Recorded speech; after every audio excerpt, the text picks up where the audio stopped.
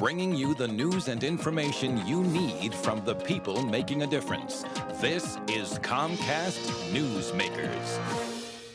Hello, everyone, and welcome to Comcast Newsmakers. I'm Barbara Rodgers, and joining me now are Jane Fischberg and Rhody McCoy from Rubicon Programs. And I guess we'll start with you, Jane. You are the President and Executive Director of Rubicon.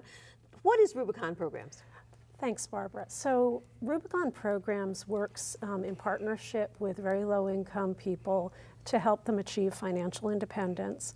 And we also partner with people who have mental illness to help them, to support them on their journey to recovery.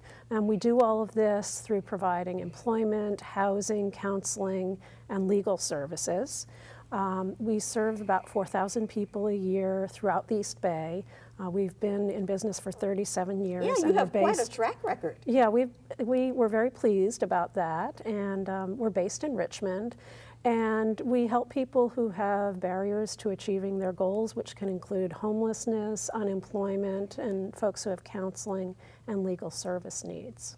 We'll talk a little bit about some of the specific programs in a minute, but Rhody, you are the Re-Entry Program Manager. Tell me what that means and what do you do?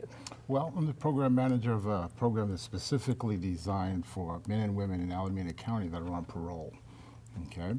And as Jane mentioned, you know, the job market is difficult right about the time. Yeah, it must be even twice as hard for someone who has a record, huh? Absolutely, absolutely. There's plenty of barriers that they have. And so what our program does is help to remove those barriers. Those How do you do that? Well, it takes a lot of work, and it takes willingness on the individual to be able to participate in that.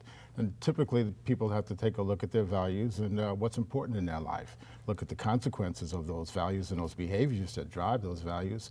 And then probably, if they choose to replace them, maybe replace them with some values where they value staying home and their freedom. They value being with their family. They value having hard work instead of that street life. You know, and if they're willing to do those types of things, they can come up with a lifestyle that they can imagine, and then we can put together a plan to help them get there. That's a tough thing, I would imagine, now in this economy. How has the economy affected what you do? Well, the demand has skyrocketed. In the last year, we've had about 30% more people coming to our door for services. In Richmond, our hometown, the unemployment rate hovers around 18%. Wow.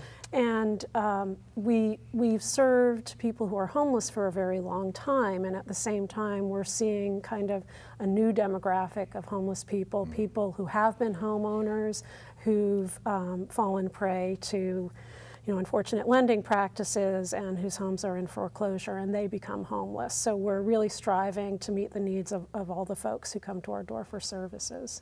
So Rhody, if someone wants to get involved with Rubicon, first of all, as a client, how would they get involved? Well, first of all, they have to be on parole here in Alameda County.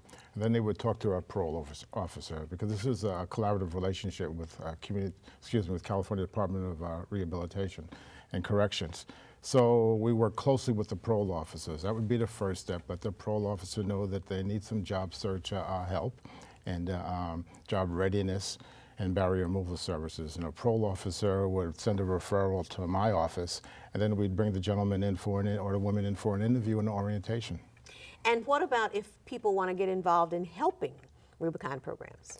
Well, given that the demand has skyrocketed and our funding hasn't increased, we always need financial donations, and it would be great if people are so moved to go to our website and make a donation.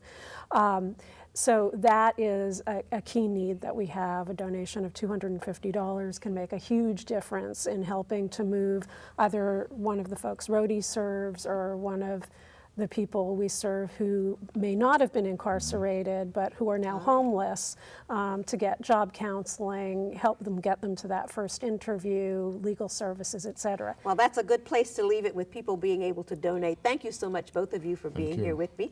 And thank you for joining Comcast Newsmakers. Be with us again next time.